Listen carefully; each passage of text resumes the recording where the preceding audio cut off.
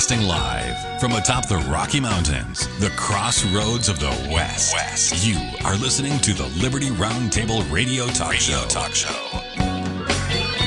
All right, happy to have you along, my fellow Americans. Sam Bushman live on your radio. This is the broadcast for August the 4th in the year of our Lord, 2025. This is hour 2 of 2, promoting God, family, country, protecting life, liberty, and property, using the incredible checks and balances brilliantly put in place by the Founding Fathers in the Supreme Law of the Land, the United States of America Constitution for America.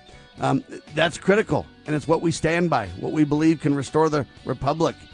By the way, I did a little bit more information on this Charlemagne the God thing, T-H-A, God. You know, this guy basically makes $3,000 a year. He's syndicated with the iHeartRadio networks. He's got this, podcast network called Black something. Anyway, just a big old interesting twist to this thing. Over 4.5 million listeners, syndicated by iHeartRadio and stuff. Makes $3 million a year. Net worth is probably around $10 million. He's in a big old fight with the Donald. And I just submit to you that when they get in these big old fights, why would Donald even give attention to this guy? First off, why would Laura have this guy on his show? Laura Trump. And then why would they elevate this guy to rock star status by the, he gets in a tiff with the president. He's on Laura's show and Laura's on his show. And it just seems like we're promoting all the wrong people, folks. And I say, hey, Charlemagne is really spelled Charlemagne or whatever the heck it is. I don't even know. Charlemagne the God. And I just don't even see how, you go study Charlemagne in the 700s. I was wrong. I said 1200s. It's like the 700s, who was basically a guy who brought Christianity to Europe, a guy who was, as far as I can tell, was kind of an emperor, kind of a king kind of guy, and this and that. And very, very interesting twist. And if people don't know their history. But in America, Charlemagne, I don't see how you get that out of this. And then the God, or T-H-A, I don't even know how you say that either.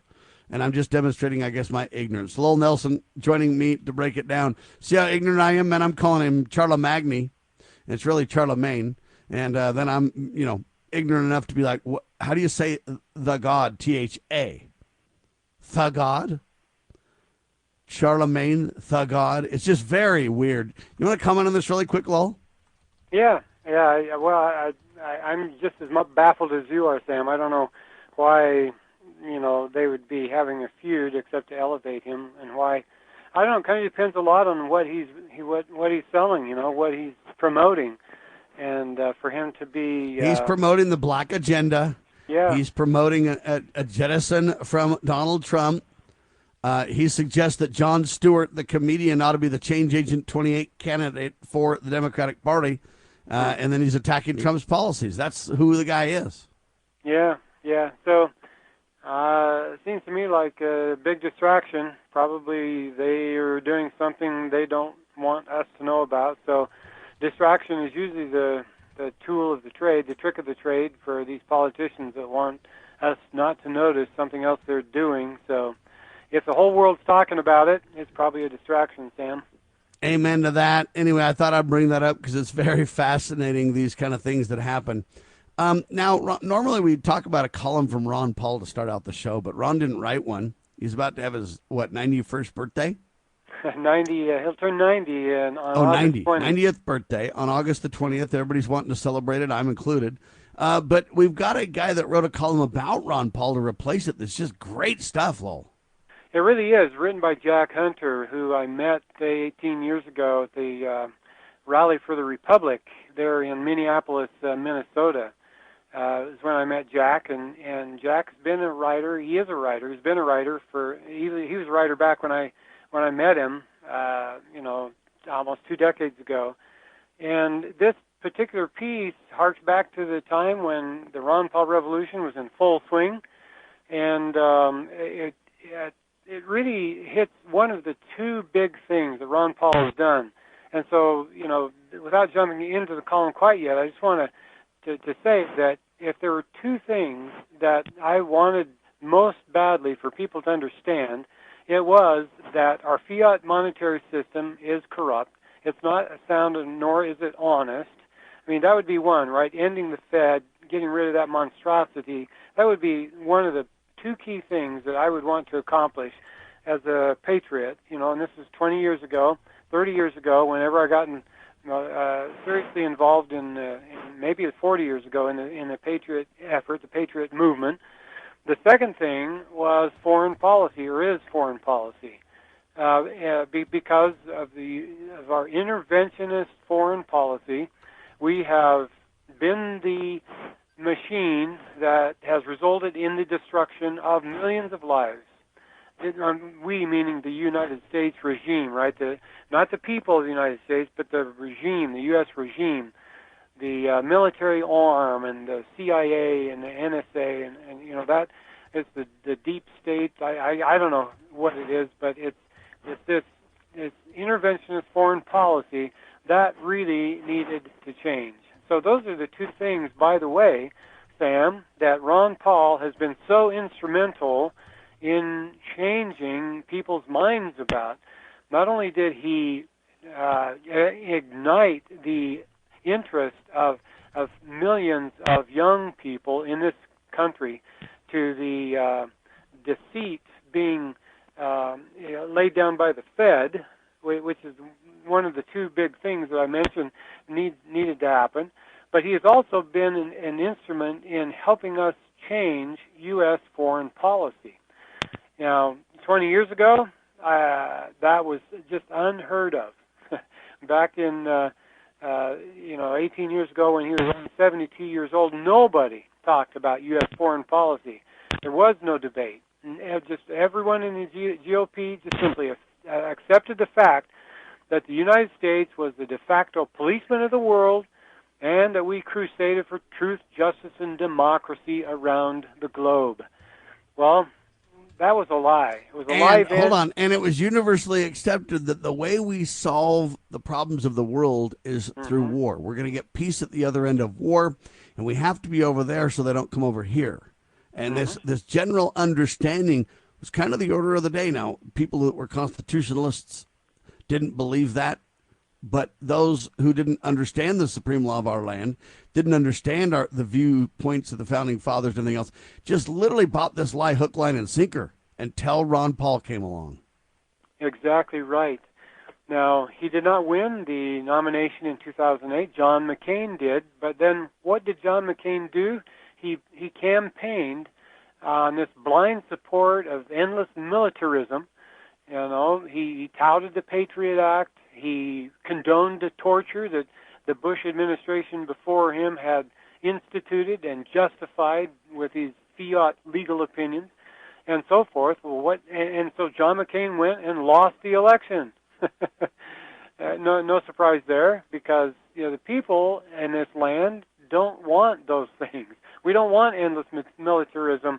We don't want torture. We don't condone that stuff. And so Jack Hunter writes this. He says, quote, "Throughout the 2008 Republican presidential primaries, Congressman Ron Paul tried to warn his party that America's interventionist foreign policy had not only been a disaster in Iraq and Afghanistan, but was bad for America in general, and Republicans in particular. They couldn't hear it. Like clockwork, each time Paul criticized U.S. foreign policy during the debates, Republicans accused him of siding with the enemy. After explaining how perpetual American intervention created tension abroad that led to 9/11, Fox News moderator Chris Wallace said to Paul, 'You're saying we should take our marching orders from Al-Qaeda?' Well, Paul replied, citing the need for a congressional declaration of war, right? That's the constitutional position. He says, 'No, I'm saying we should take our marching orders from the Constitution.' Just what I would have said. Well, everybody laughed at Paul. And you remember that? All the clapping and the cheering for war during the presidential debates, and all the laughing at Ron Paul's statements regarding blowback and so forth. Well, I remember that, and it sort of stung, because I knew it was not the constitutional position, Sam. I knew it was wrong. I knew it was ending up in killing of millions of people, and that the U.S. regime should not be doing that. Well, Jack Hunter writes this, quote, "Paul did not win the nomination, but became arguably the most influential GOP candidate in that election precisely because he was the only Republican arguing for a more restrained foreign policy. He became one of the most popular candidates in terms of raw grassroots support based on his staunch anti-war message, drawing thousands of supporters to his rallies, disproportionately young. And I want to skip the break, Lowell, but what I want to do is I want to play this whole soundbite. And I know it's 4 minutes long. It's normally a little longer than we play, but I really feel like this sets the stage for the whole discussion and brings his incredible comments back to the national stage. So let's go ahead and play that soundbite. We'll be right back and talk about it with Lowell Nelson. Congressman Paul, I believe you are the only man on the stage who opposes the war in Iraq, who would bring the troops home as quickly as almost immediately, sir. Are you out of step with your party? Is your party out of step with the rest of the world? If either of those is the case, why are you seeking its nomination? Well, I think the party has lost its way because the conservative wing of the Republican Party always advocated a non-interventionist foreign policy. Senator Robert Taft didn't even want to be in NATO. George Bush won the election in year 2000 campaigning on a humble foreign policy, no nation building, no policing of the world. Republicans were elected to end the Korean War. The Republicans were elected to end the Vietnam War. There's a strong tradition of being anti-war in the Republican Party. It is the constitutional position. It is the advice of the founders to follow a non-interventionist foreign policy. Stay out of entangling alliances. Be friends with countries. Negotiate and talk with them and trade with them. Just think of the tremendous improvement relationships with Vietnam. We lost 60,000 men. We came home in defeat. Now we go over there and invest in Vietnam. So there's a lot of merit to the advice of the founders and following the Constitution. And my argument is that we shouldn't go to war so carelessly. When we do, the wars don't end. Congressman, you don't think that changed with the 9/11 attack, sir? What changed? The non-interventionist policies. No, non-intervention was a major contributing factor. Have you ever read about the reasons they attacked us?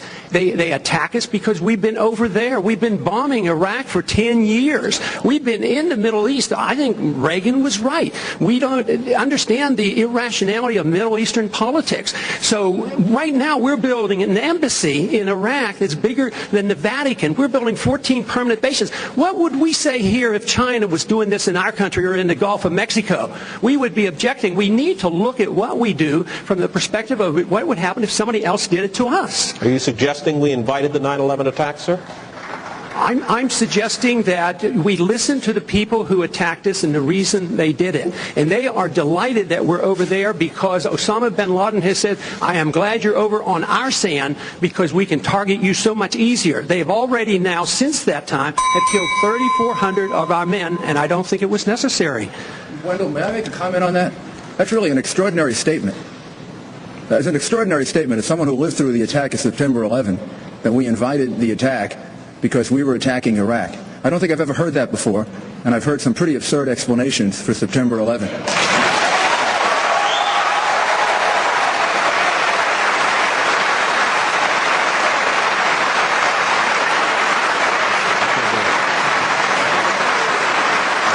And I would ask the congressman to withdraw that comment and tell us that he didn't really mean that. Congressman? I believe very sincerely that the CIA is correct when they teach and talk about blowback.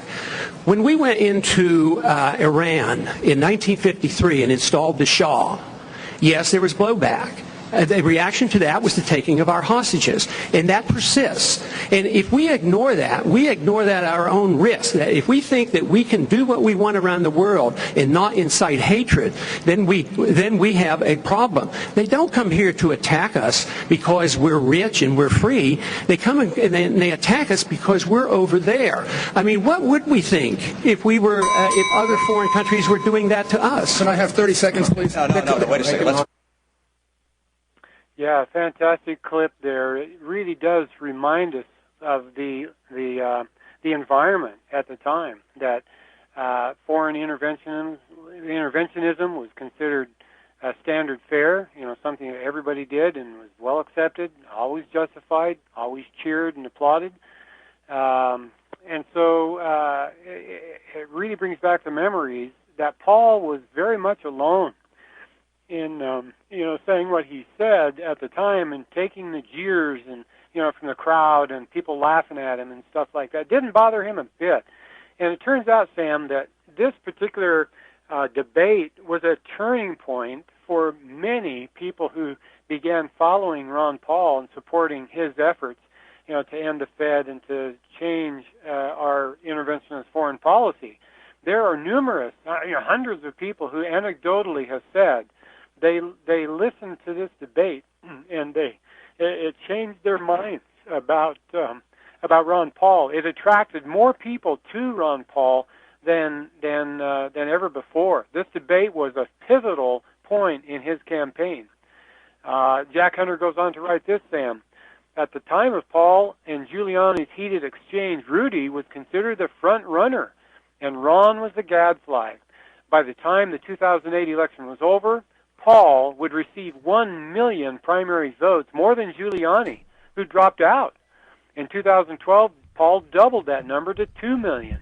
The nominees in both cycles, McCain the first time around and Mitt Romney the second, both ran and lost on Bush-style neoconservative foreign policy agendas. And what's interesting about this, Lowell, is that in the media, too, they all laughed at Ron at the time, but there was a follow-up kind of in the media about this. And Giuliani got schooled by Ron Paul. And Giuliani kind of eventually admitted that, there's some truth to what Ron Paul had to say. It was kind of a backhanded admission and everything else. The point is that not only did it change Ron Paul's standing quite a bit, at first they mocked him that there was no credibility, but at the end of the day, when the fact checkers kind of fact checked, they kind of went back and went, well, Ron's right, and Giuliani got schooled. And that was kind of how I remember it. And the point is, we've had nothing but change ever since then. It's been slow as all get out. But now people are realizing, and they're looking at Israel, and they're going, wait a minute now. We've got dead people everywhere, and Israel's the cause. Now, I'm not here to just attack Israel. I think all sides have a blame in this thing. But this idea that Israel doesn't have any blame, or that, and we can talk about different wars. We can talk about Israel, Hamas. We can talk about Iraq. We can talk about Iran. We could talk about, Russia and the Ukraine. We could talk about a lot of things. But Ron Paul did take a battering ram to this lie about foreign policy. Jack Hunter's spot on. Paul argued that American interventionism in the Middle East, bombings, sanctions, and efforts to destabilize foreign governments helped turn local populations against us. Ron Paul detailed the blowback term of the CIA, and then he said this, and this is one of the most important pieces of the whole column that we're talking about is this. He says, I'm saying we should take our marching orders from the Constitution. Isn't that the supreme law of the land, Lowell? That is, Sam. That is the compact, the promise that the states made to each other when they formed the general government. They said, look, we are giving the general government, we're making an agreement among us 13 states, right? We agree that we'll give this general government limited power and that we're going to follow this Constitution. And not only is the general government going to follow it, but we are going to follow it, and we're going to enforce it. That's what the states agreed to do. And, it's blown way out of proportion now, these 200 years later, but that was the original agreement among the states, Sam. Well, and thinking about this headline, I'm saying we should take our marching orders from the Constitution. Now we jump into an Andrew Napolitano column. Can the president impose taxes? And this is very interesting because it relates to the final point of Ron Paul, which is, hey, we should take our marching orders from the Constitution. Now, if we say, can the president impose taxes? If you look at the supreme law of the land, clearly the answer is a resounding no, Lowell. Absolutely right, Sam. And the reason Judge Andrew Napolitano wrote about this is because just recently the U.S. Court of International Trade ruled that Trump's imposition of tariffs on certain goods entering the country is unconstitutional. Well, I say hallelujah to that, Sam. That, in my opinion, that was the correct ruling because the executive, historically has never had the power to set tariff rates. But that particular ruling is being appealed to the U.S. Court of Appeals, which is the court directly beneath the Supreme Court of the United States. The lower court recognized that the Constitution established the separation of powers and gave the taxing authority exclusively to Congress. Now, obviously, that was the right ruling, Sam, and I hope that the U.S. Court of Appeals will agree with the lower court. But if it goes to the Supreme Court, I would hope that the Supreme Court would then, affirm that the Constitution, what the Constitution says, which is that the Congress has the exclusive power to lay and collect taxes.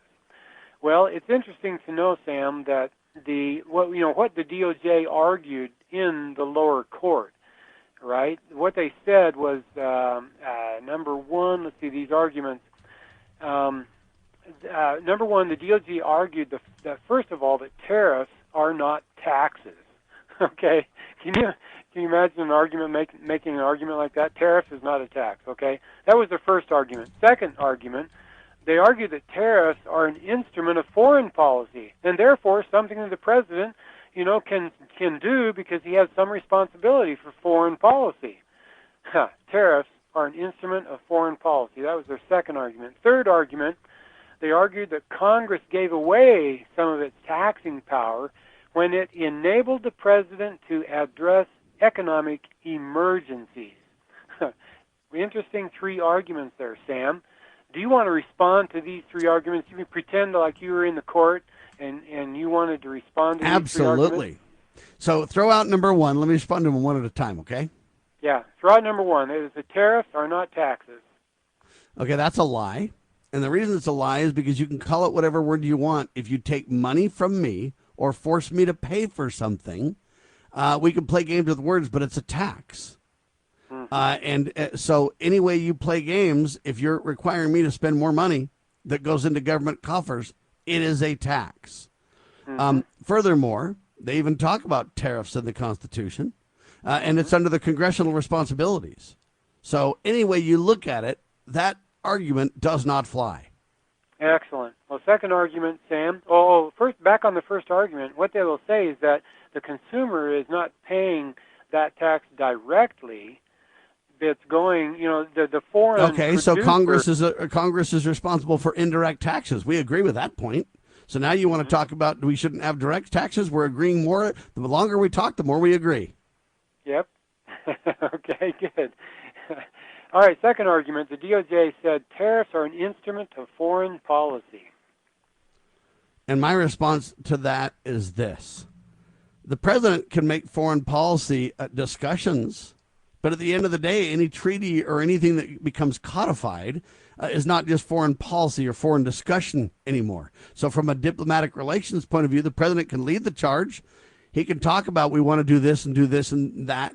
But when things become in writing or things become binding, it always requires congressional approval. Go look at your Constitution. That's the case every time. This is no different. Yeah, excellent. Third argument, Sam, they made was that Congress gave away some of its taxing power when it enabled the president to address economic emergencies. And my response is criminal dishonest claims. Congress has authority to carry out what we've delegated to Congress. Congress does not have authority to redelegate that to somebody else. That's not in their charter. That's not in the contract. It's a flat-out lie. Go ahead and skip the break. That must stop. And so Congress can't give that authority away. Go ahead and skip the break. If I, for example, had a home, this is the bottom of the hour break. We have to take it. I'm just thinking we're flying too fast. All right, hang tight. Got to take the break. Thank you, Liz, for reminding me. I'm just not even on the right schedule is the problem. Anyway, all I'm saying is this. You don't have authority, Congress, to give that away. It's like if I had a house and I asked you to manage it for me. When I came back, you said I sold it. Wait, I never give you authority to do that. Same thing with Congress here. Lowell responds in seconds. You're listening to Lowell Nelson, campaignforliberty.org, right here on the one and only Liberty Truth-Telling Roundtable Live.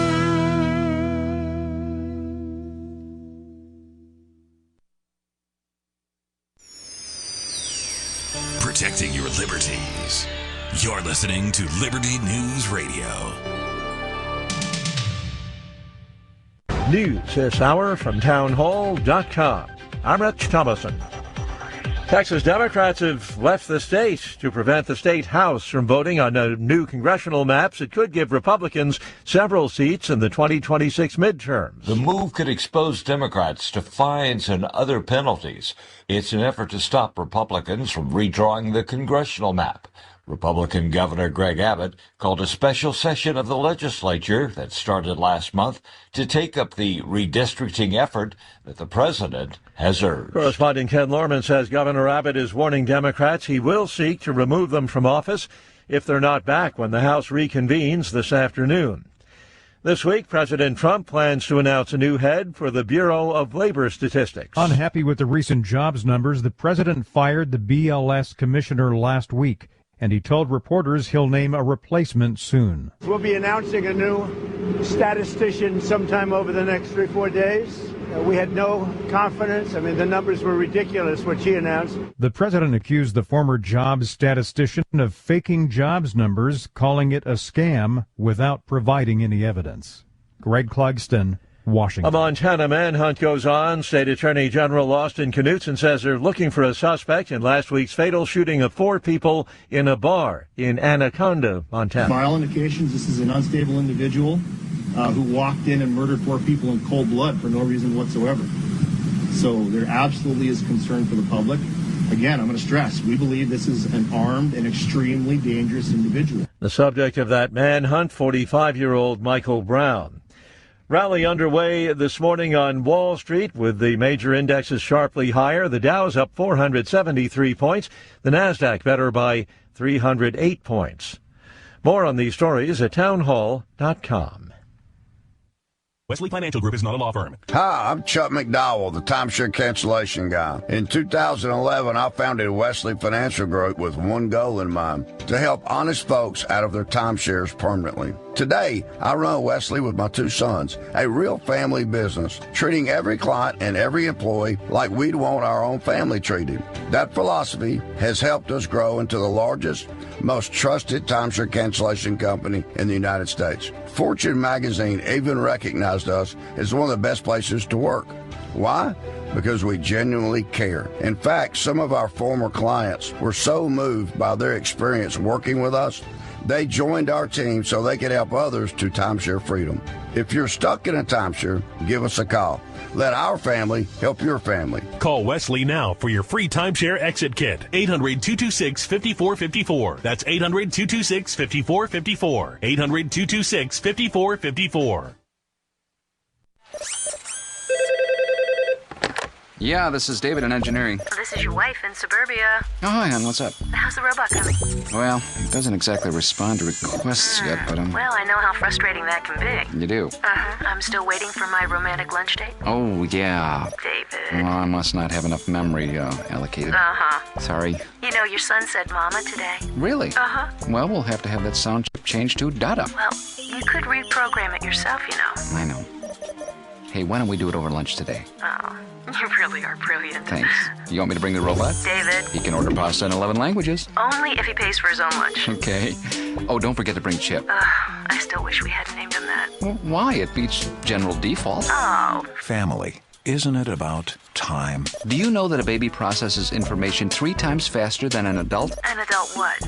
Engineer. Funny. I'll see you at noon. I can't wait. From the Church of Jesus Christ of Latter-day Saints. Bypass the mainstream narrative with Liberty News Radio at libertynewsradio.com. Engage with charismatic hosts live or on demand. We cover the crucial news focused on God, family, and country.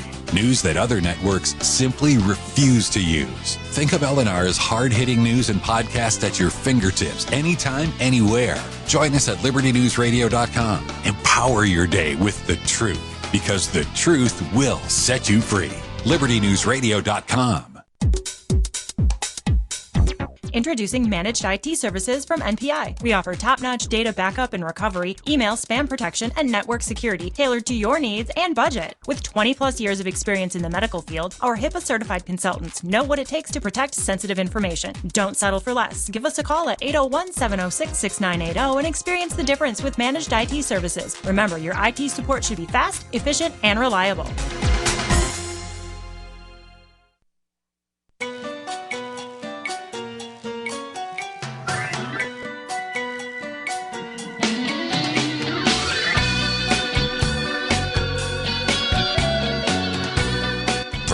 Broadcasting live from atop the Rocky Mountains, the crossroads of the West. You are listening to the Liberty RoundTable Radio Talk Show. Well, welcome back, ladies and gentlemen, to RoundTable Live. This is Lowell Nelson riding shotgun this morning with Sam Bushman, your host here on RoundTable, Liberty RoundTable Live. We've been talking about this awesome column by Judge Knapp asking whether the president can, set tariffs. And obviously the answer is no. We've discussed why the answer is no.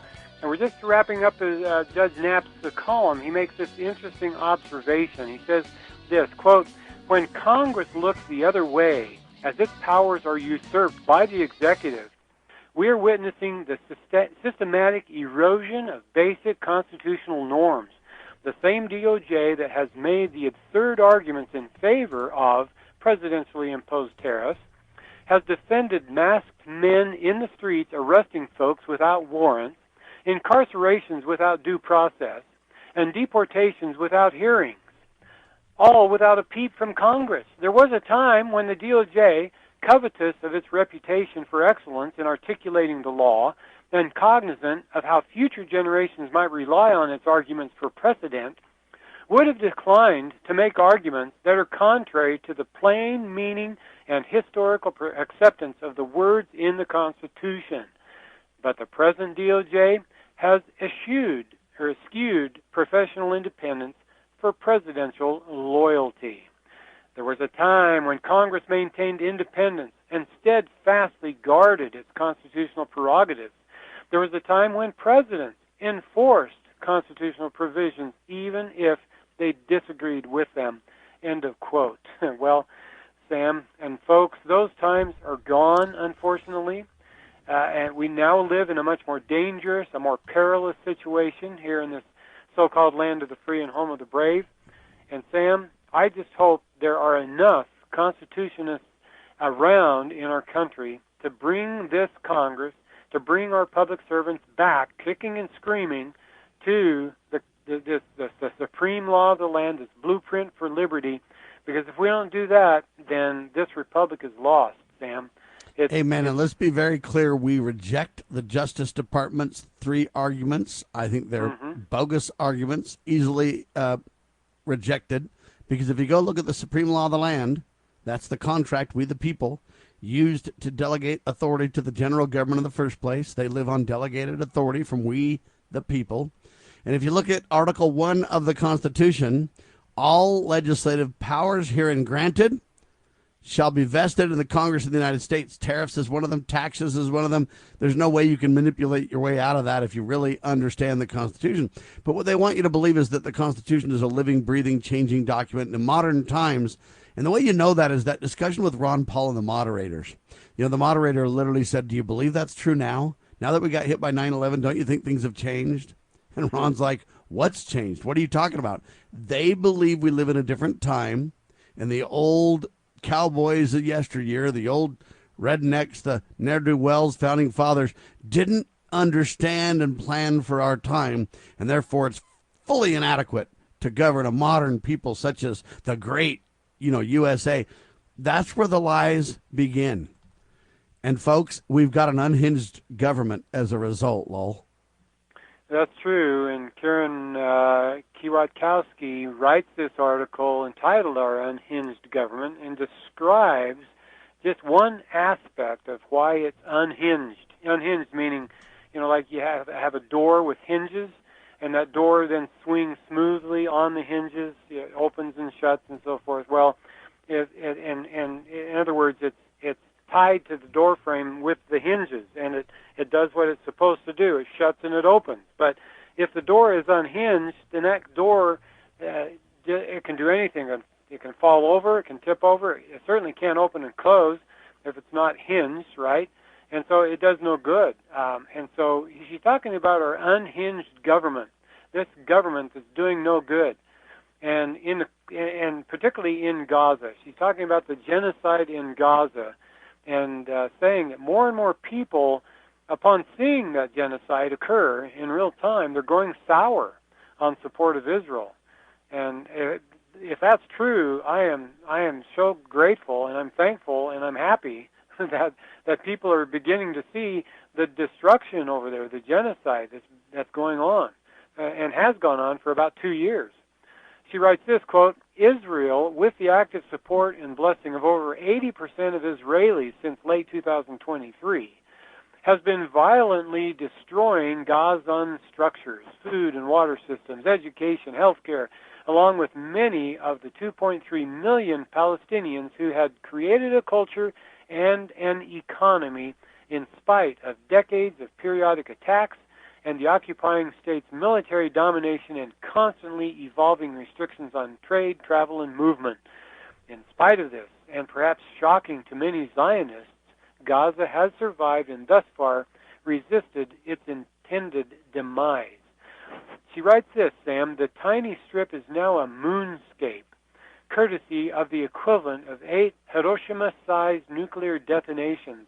Over 500,000 Gazans have been killed or lost in the rubble, and the intentional starvation intensified in March by Israel is reaching its tipping point.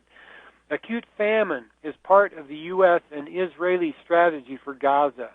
The weakest and sickest are already dead, and the stronger and healthier segments of society themselves are beginning to starve to death.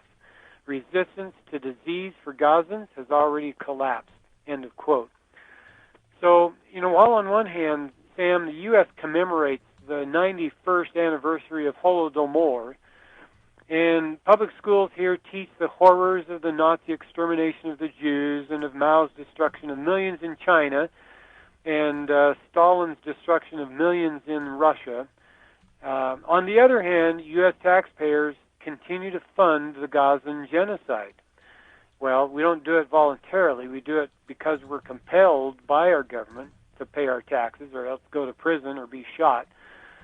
And she writes this, the U.S. government authorizes and allows the starvation there.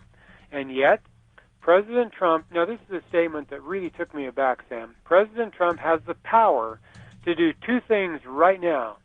He can freeze aid and weapons to Israel, and he can authorize military force against Israel in order to create 100 road entry points to Gaza from the two largest U.S. foreign subsidy recipients, meaning Israel and Egypt, through which the U.S. government can drive in thousands of trucks a day filled with food, water, and medicine, doctors, nurses, and health specialists. The trucks and the donations are there. Why doesn't he do it? End of quote. Well, it's a good question, Sam. It's a darn good question. Why doesn't President Trump simply knock down the barriers and drive aid into Gaza and stop this genocide of the Gazan people? Well, and the problem is the American people have been so deceived on this. Biblically, they think they need to back Israel. Christians have peddled this propaganda for quite some time. We're not suggesting to go against Israel, ladies and gentlemen, and we're not suggesting going against Gaza. There's a lot of innocent people that are suffering, and they're really suffering because of the military training, arming, and funding that we have provided. And so what we're recommending is the Ron Paul humble foreign policy, or really the George Washington humble foreign policy carried forward in modern times by Ron Paul, Sam Bushman, Lowell Nelson, many others. We need to get out of it, and we need to simply say, Israel, quit provoking people. There's one thing to say, let's defensively protect them if they're going to be wiped off the map. There's another thing for the aggression and the outward, instead of defensive role, the offensive role that Israel has been taking over the last several years. Benjamin Netanyahu literally is an offensive war guy. And so we need to realize that, hey, when is there a just cause? When do we really belong being involved? What does the rule of law in America say? And if we're going to be involved, let's demand Congress declare war or stay out of it.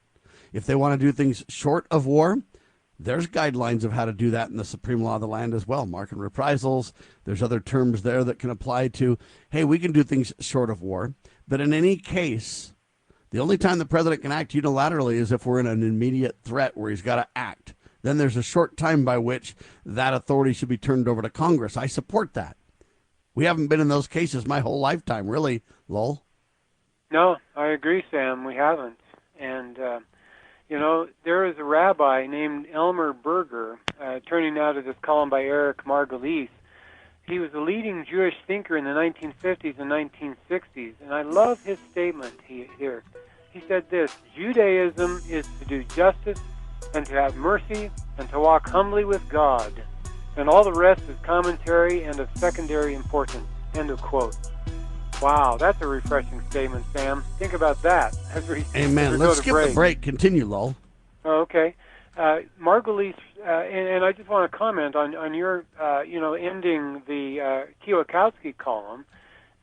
You've got, I just want to second what you said. If the United States would simply withhold their aid and support of Israel, then that would do almost everything. I guess Germany is helping also sending military aid to Israel, but we're sending at least 70% of the military aid Israel receives comes from the United States. If we simply withheld that, they would stop beating up on people. I mean, what makes Israel more important than the people in Gaza, right? What makes them so important? Well, it's hypocritical for us to claim that we love all of humanity, and yet we treat the Gazan people worse than we treat Israeli people. So that's the hypocrisy that I see. Now, this Eric Margolis column, he writes this: this past week, much of the rest of the world, sickened by the mass slaughter and destruction in Gaza wrought by Israel, joined in calls for creation of a Palestinian state. This obvious solution to the agonies of 5 million stateless Palestinian refugees would be a start to making whole one of the world's largest refugee problems. Over 147 nations have recognized the Palestinian state, but until now, the United States, France, Britain, and Germany have refused to heed the cries of the savagely abused Palestinian refugees. The United States continues to openly back Israel's draconian policies that have so far killed at least 60,000 Palestinians, mainly women and children. President Trump has revealed himself as a Trojan horse for Israel's expansionist far right. He, so far, seems unconcerned that his military, financial, and diplomatic support for Israel's hard right has hurt America's image around the globe. Israel's repression in Gaza and strong-arming of Palestinian supporters and the media around the globe have created a tsunami of anti-Semitism. End of quote. Well, Sam, now let me give you a little indication of how, in my opinion, convoluted this is. Listen carefully. The State of Israel was officially established on May 14th, 1948. Okay? Mm-hmm. On that day, David Ben-Gurion, the head of the, quote, Jewish agency, proclaimed the establishment of a Jewish state in the Eretz Israel, to be known as the State of Israel. Mm-hmm. Right? Then they say this, listen, this declaration came just before the expiration of the British mandate for Palestine.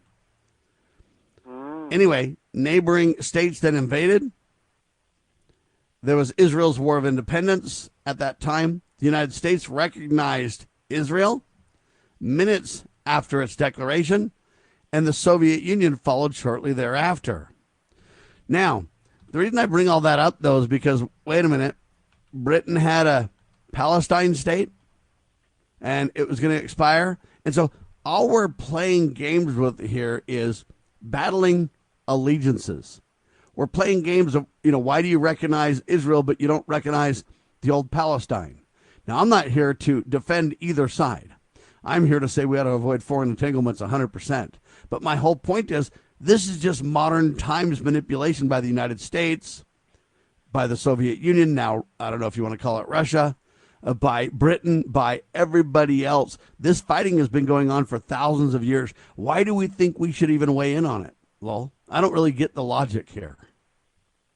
Well, I think it's monetary reasons, because I think Israel purchases the votes of U.S. congressmen by donating to their campaigns, their re-election campaigns. And I also believe, Sam, that the Jeff Epstein thing was all designed, these honeypots were designed to put these congressmen, many of them anyway, in compromising situations they did not want publicity for, so that Israel could blackmail them, right? There's some evidence that says Jeff Epstein was a Mossad agent, either an agent or a tool of the Mossad, which is, of course, Israel's CIA, and through blackmail, for those they could not blackmail, they purchased with money by donating to their campaign coffers. So if we really want to see what's happening at this level, I think we have to recognize that money and blackmail has played a huge role in U.S. support of the Israeli position.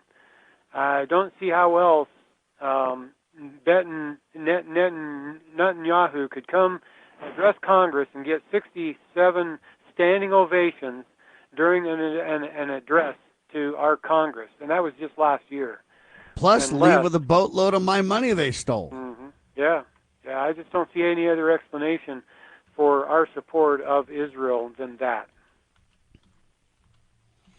Now, ladies and gentlemen, I agree with the columnists here where they're just saying, what are we doing? Why are we doing this? What? Okay, we should take our marching orders from the Constitution. Okay? We need to listen about Israel and kind of understand, right? We've got to really understand what's going on here. And it's taken so long for Ron Paul to turn this around. But it used to be the way it was. Caitlin Johnstone even asked the question, why is it taking so long for people to, when will the people really wake up and get serious? It's a fair question, Lowell.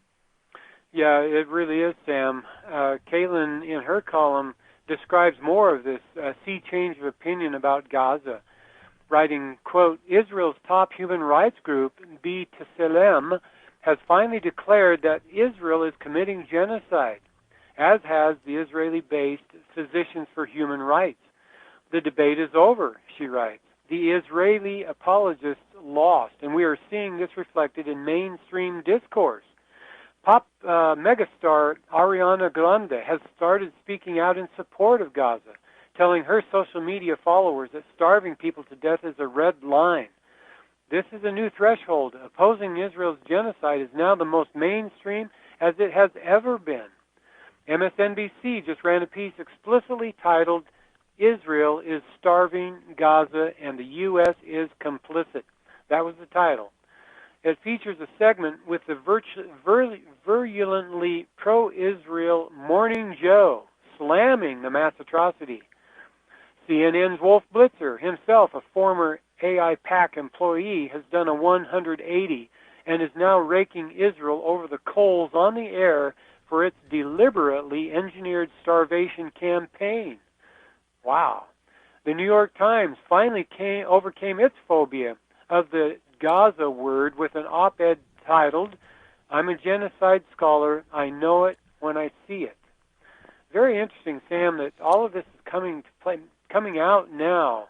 And it's good, and I support it, but here's what I don't want. I don't want the pendulum to swing to where we decide we're going to back or favor or promote or whatever this Palestine or this, Gaza state or whatever you want to call this thing. I don't want to be in the middle of it, and I don't want to lead the charge on either side. I want us to stay out of it. I want them to work out their differences. They've been at it for thousands of years, and, we need to pray for them. We need to give them both sides a copy of the Supreme Law of the Land, the Constitution, so they can go ahead and put something in place that might actually protect them. They need to turn to God Almighty for protection, and we need to stay out of it. What we can't do is let the pendulum swing too far the other direction either, Lowell. Yeah, and I agree. I also think one trap that is being laid here, if we're not careful, we'll fall into, is the dividing of opinion, right? You've got a lot of people now in the mainstream saying we need to stop this genocide in Gaza, and I agree that yes, we need to stop this genocide, but there's still a lot of war hawks that believe we need to continue, this ethnic cleansing of Gaza, and it's dividing our country. The people here in our country right down the middle. There's a lot of hawks, and they're arguing with those of us who want peace. And so that also, I think, could be a big reason for contention. We shouldn't be part of that. We should simply hold our ground. We should sue for peace and not, like Sam says, not take sides. We're not going to, in other words, withdraw our military and financial support from Israel. But if humanitarian causes and people, if you want to go in and help Gaza, which a lot of people are doing, by the way, then that's perfectly fine. But the answer is not to take up arms and start shooting back at Israel. That just foments war. The real solution is good, caring people seeing an end to the conflict, and then going in and helping the Gazan people with medicine and food. And that should be water. done through Christian organizations. The private sector, groups around the world in the private realm can do that. We don't need government mandates and our taxes used for that. It's basically stealing money. Caitlin Johnstone writes this, and I think she's spot on. We are not living right. We are not thinking right. We're not feeling right. We're warped and twisted. The information we consume and the norms we accept have corrupted our souls. We have been made into something bad, something ugly, something shameful, something we need to do everything within our power to change. And the reason I like that so much is because it admits the truth, but it also points to we can change. We can do what's right. We can follow Christ's admonition, the Prince of Peace. We can do those things. That's what I like about the column. It's pretty hardcore, but at the end of the day, it points us in the right direction, Lowell.